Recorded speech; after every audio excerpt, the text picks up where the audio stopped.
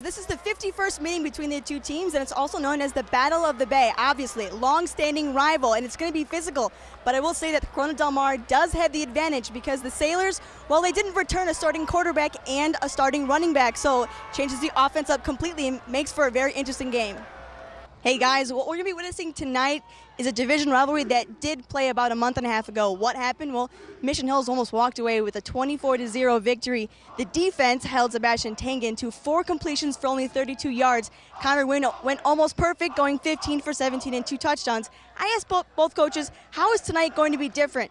Well, now San Pasquale has a quarterback situation like the guys talked about. Tangen did see time against this Mission Hills team, but Christopherson has proven to be the spark for this Eagles team. And I think what Mission Hills is going to be focused on is being unpredictable. So guys might be seeing a couple wildcat or even a fake punt like the last game.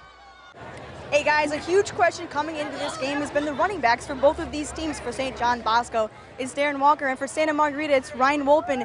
Both missed one game, and in their last game, played minimally. And this week, they've been nursing it, trying to figure out what's been going on, staying off of it, and practice just a little bit. I will say that Coach Negro did sound more confident in Darren Walker than Coach Welch did about Ryan Wolpen. Now they both will start, but the question is, how much will they play, knowing that one hit could take them out immediately? This Bosco team has been averaging over 40 points a game, and a huge reason why, as you guys can just tell, is the defense. The last 5 games, not including tonight, this defense has intercepted their opponents 9 times, along with averaging 2.5 sacks. As you can see tonight, this defense is deadly, and Kyle Sweet needs to watch out for the remaining of this game. So you guys might not have that much visibility, but I was standing right at the line of scrimmage on that last play over by the end zone. And actually, what's working to San Pasquale's advantage is they're having 2 backs in the backfield and doing the fake handoff, which really has been working for them all night and is probably the reason why their offense has been uplifted completely.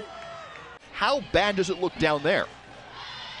To be honest, guys, it's not that bad from the other side of the field, which may be working to San Pasquale's advantage. I talked to Coach Carr, and he said, yeah, we think this is working to our advantage. They've been putting some more personnel changes in that he thinks that the other team hasn't been seeing. There is more light, and it looks like things are clear from that side of the field. I'm not sure why, but the referees might be pulling the game that way just so they can see the whole field. Even walking around, I was standing in the end zone, and I couldn't see a single thing. Bravery, courage, and fortitude, all words that describe A.J. Holman. The St. John Bosco wide receiver actually is a cancer survivor of testicular cancer who got diagnosed at age 13. He actually went through chemo, and he's learned to cherish every day. But can you imagine being 13 and being diagnosed with testicular cancer? He said it was very, very rare, and yet he's a survivor and playing on the field right now. I was walking around the sidelines, and something caught my eye, and it was this huge ring. Can you believe how blinged out it is? Well, it actually belongs to Kyle Sherburne here, and it actually has the name of the player, and has their number, and also has even the score of their last game, how they won the 2011 CIF Southern Section Award. Now, how'd you guys win it?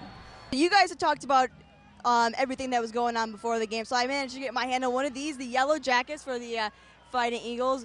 They wore these with the hoods up, single file running around. The tradition has been standing since 1978, and on the other side, Mission Hills had their Haka Samoan dance tradition that only has been a tradition for just this year. The seniors made it up just this year. Every year the seniors do something different, and this year their theme was to be a warrior and to be strong like that. I'm here with head coach Scott Meyer, and you're basically down 2 touchdowns to start the game, and then going into halftime it was 14-13. What changed? Currently on the field it's not too bad, but obviously there's a lot of fog. I just talked to some people here on the sideline of Mission Hills. I asked, hey, does this happen very often? And they said, we have never seen this before. The team has been out here all week, hasn't seen it. They've been out around the same time, maybe a little earlier, but they have not seen this, so this is quite unusual. Mission Hills head coach here. Now, you guys had a really explosive offensive start to this. How important is that going to be? Just how difficult is it to see right now? Well, from my perspective, right now it's clearing up, but about 5 minutes ago, it was really bad. I would say it was the worst it was all night about 5-10 minutes ago. But right now I can see across the field. I can actually see San Pasquale's bench, which means it must be clearing up, or at least I hope so. Your defense held Santa Margarita to 8 points up until the end of the second quarter. What happened? You guys were up by 2 touchdowns, and then all of a sudden they were taking over. I mean, what was the feeling like in the huddle and on the sidelines? Up to this game, you were questionable. We didn't know if you were going to play. Take me through this week. This week I didn't practice Monday or Tuesday. Came back Wednesday. I was trained tendon in my Achilles, so it was really hard coming back. Got a massage, worked out, and I'm ready to go today. And what's it like to get this team's first Trinity League championship? It feels great. It feels really good. We're the first team since 2002 to win a league championship in football, and it feels really good that we're on top. Huge performance tonight, 3 touchdowns, 86 yards. I mean, what was going through your head? You know, what helped you out?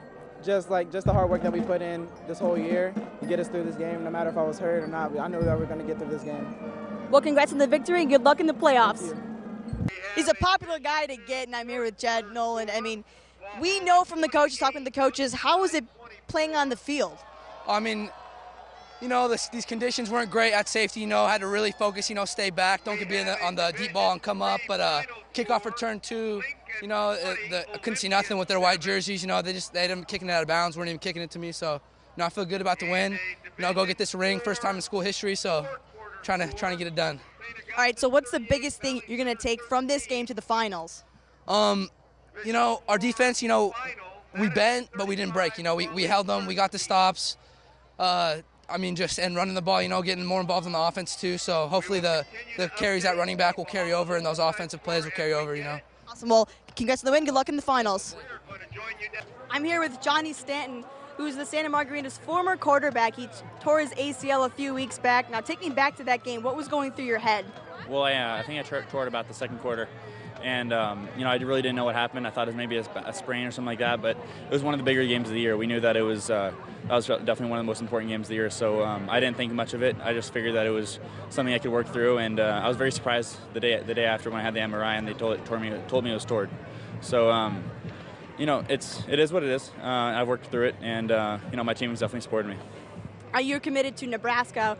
What did they say after they heard that you tore your ACL? I called them the day after they had their game and told Coach Beck, the quarterback coach, and you know, obviously they're disappointed. I talked to them this past weekend. They said they were disappointed when they heard, but they didn't have any second thoughts about keeping me on as a commitment.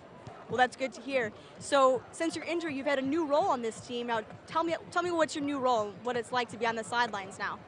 Well, I kind of think of myself as kind of a assistant quarterback coach while still trying to be as much of a teammate as I can. I try to be, you know, encourage the guys as much as I can. I still try to be a leader on the team, and you know, hopefully I can do, you know, as much as I can with the team. Awesome. Well, good luck and congrats to Nebraska. Thank you.